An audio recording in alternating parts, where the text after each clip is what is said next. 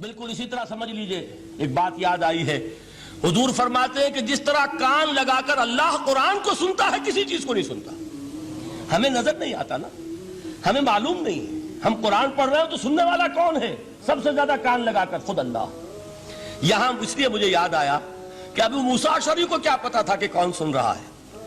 وہ اپنی کیفیت میں نماز میں تہجد میں قرآن کی تلاوت کر رہے تھے، اور ظاہر بات ہے ان کے گھر ایکڑوں میں بنے ہوئے نہیں تھے، ایک ایک کمرہ، ایک ایک کوئی حجرہ، ایسے ہی تو گھر تھے نا صحابہ کے، لہذا حضور پاس سے گزرے، آواز آئی، کافی دیر سنتے رہے۔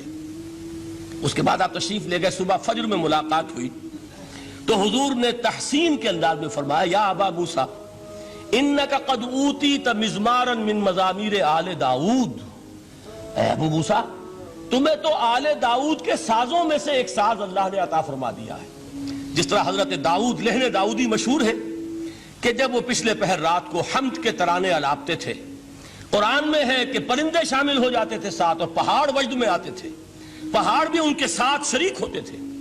تو جس طرح کا اللہ نے ان کو لہن عطا فرمایا تھا، حضور نے تحسین کے انداز میں فرمایا ہے ابو موسیٰ اشعری، اللہ نے تمہیں بھی آل داؤد کے سازوں میں سے ایک ساز عطا فرمایا۔ بہرحال قرآن مجید کا جو یہ میوزک ہے، قرآن کے الفاظ کا جو حسن ہے، جہاں تک حسن معنوی ہے وہ تو ہر لفظ میں ہے، لیکن یہ حسن ظاہری، حسن صوتی، حسن لفظی، یہ اپنے کلائمیکس پر آپ کو نظر آئے گا سورہ رحمان میں۔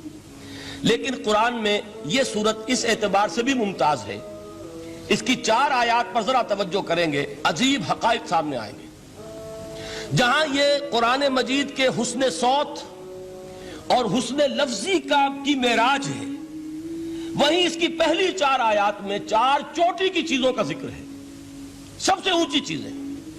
پہلی آیت کیا ہے؟ الرحمن، ایک آیت ہو گئی۔ رحمان کیا ہے؟ اللہ کا نام ہے۔ کبھی آپ نے غور کیا اللہ کے ناموں میں سب سے پیارا نام کون سا ہوگا؟ رحمان۔ کیوں؟ اس کا مادہ کیا ہے؟ رحمت۔ ہمیں سب سے بڑھ کر جس چیز کی ضرورت ہے وہ کیا ہے؟ رحمت خدا بندی۔ نام اچھی طرح سن لیجئے اس حضور کے قول کو۔ حضور فرماتے کوئی شخص جنت میں مجرد اپنے عمل کی بنیاد پر داخل نہیں ہو سکے گا جب تک کہ رحمت خدا بندی دستگیری نہ کرے۔ کسی صحابی نے بڑی ہمت اور جرأت کا ثبوت دیا کہ پوچھ لیا، کیا حضور آپ بھی؟ جب آپ نے فرمایا کوئی شخص داخل نہیں ہو سکتا جنت میں محض اپنے عمل کی بنیاد پر جب تک کہ رحمت خدا بندی جو ہے وہ دستگیری نہ فرمائے۔ پوچھا گیا کیا آپ بھی؟ آپ نے فرمایا ہاں میں بھی۔ آپ اندازہ کیجئے کہ اگر محمد الرسول اللہ بھی رحمت خدا بندی کے ضرورت مند ہوں تو تاب دیگراں چہ رسد، ہماری تو سب سے بڑی ضرورت رحمت خدا بندی ہے۔ اب یہ رحمت جو ہے قرآن مجید میں اللہ تعالیٰ کی یہ شان 2 الفاظ کے ذریعے سے آتی ہے، رحیم اور رحمان۔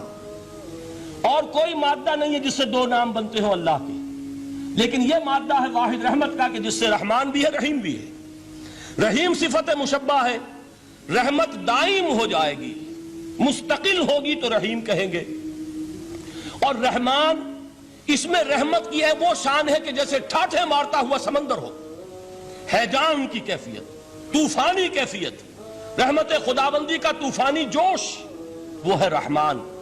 آپ تو رہتے اس علاقے میں ہیں، آپ کو معلوم ہے عرب اگر بھوکا مرا جا رہا ہو تو کیا کہے گا؟ انا جوعان۔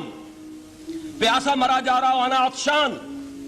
بہت غضبناک ہوگا غضبان، غضبان آصفہ قرآن میں آیا ہے، بہت غضبناک۔ رحمان جس کی رحمت جو ہے جوش میں ہے، ٹھاٹھے مارتے ہوئے سمندر کے مانند۔ تو یہ اللہ تعالیٰ کے ناموں میں سب سے پیارا نام۔ اب آگے چلیے، الرحمن علم القرآن، رحمان نے قرآن سکھایا۔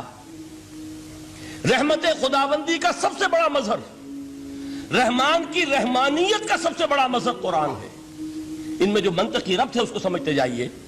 اچھا آپ یہ سوچئے، جو علم بھی انسان کو حاصل ہوا وہ کس نے دیا؟ اللہ نے۔ سائنس کا علم کس نے دیا؟ اللہ نے۔ علم آدم الاسماء کلہا، وہ علم الاسماء جو حضرت آدم کو دے دیا گیا تھا ازل میں، یہ اسی کا ظہور ہے، یہ اسی کی ایکسفولیشن ہے جو ہو رہی ہے اور ہوتی رہے گی ابھی۔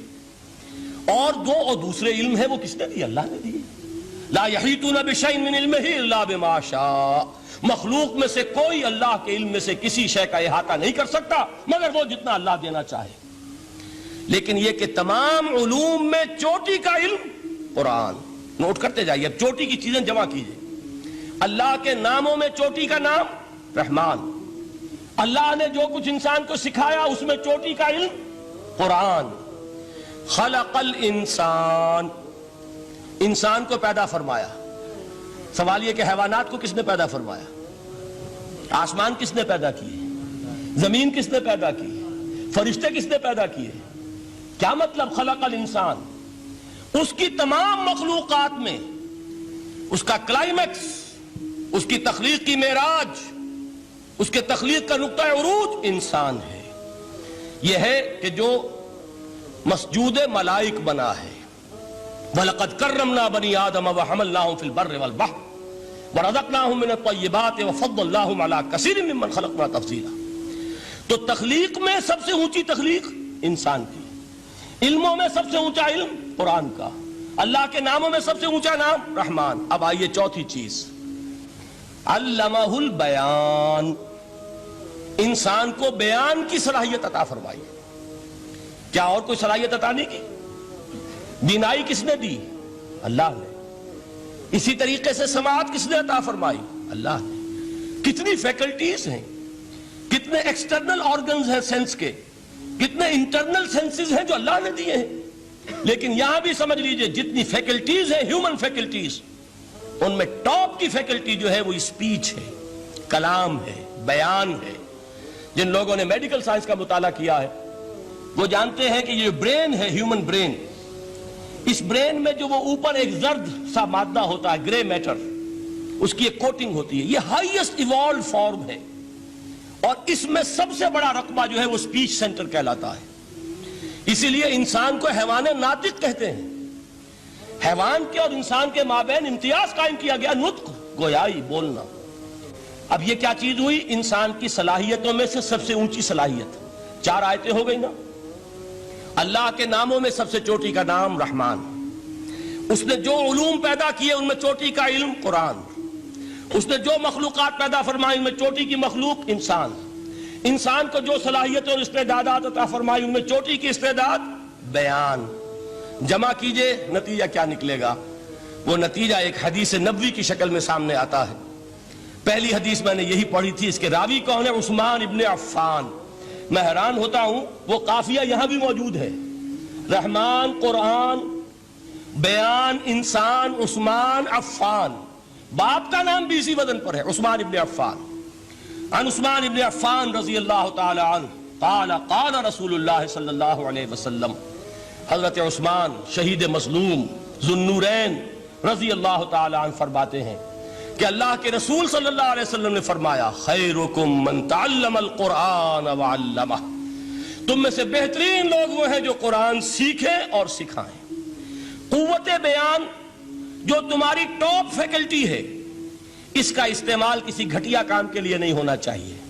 دیکھیں اردو میں محاورہ ہے کہ توپ سے مکھی نہیں ماری جاتی. توپ بنائی گئی ہے کسی بڑی شے کے لیے، مکھی مارنے کے لیے توپ استعمال نہیں ہوتی. یہ قوت بیان جو ہے، جو ٹاپ موسٹ فیکلٹی ہے ہیومن، جو فیکلٹیز ہیں ان میں سے، اس کا استعمال بھی ٹاپ موسٹ ہونا چاہیے. قرآن کو بیان کرو. وہ جیسے کہ علامہ اقبال نے کہا ہے، بلکہ غالباً ان کے قبر پر آس پاس جو اشعار لکھے ہوئے ان میں سے ایک یہ بھی ہے: اگر یک قطرہ خونداری، اگر مشتے پرے داری، بیابامن تو آموزم طریق شاہ بازی را. اگر تمہارے اندر ایک قطرہ بھی خون کا ہے اور مٹھی بھر بھی پر اگر اللہ نے دیے ہیں تو ہے میرے پاس آؤ کہ میں تمہیں شاہبازی کے طریقے سکھاؤں. اسی طرح جان لیجئے اگر اللہ نے قوت گویائی عطا فرمائی، اگر اللہ نے تمہیں حیوان ناطق بنایا، اگر اللہ تعالیٰ نے تمہیں یہ صلاحیت عطا فرمائی، اس صلاحیت کا مصرف دنیا کو نہ بناؤ، اس صلاحیت کا مصرف اللہ کے کلام کو پھیلانے پر اس کو صرف کرو. هي الحلقات تحفظني بآيات من القرآن، هي الحلقات تملأني بحب المصطفى العدنان.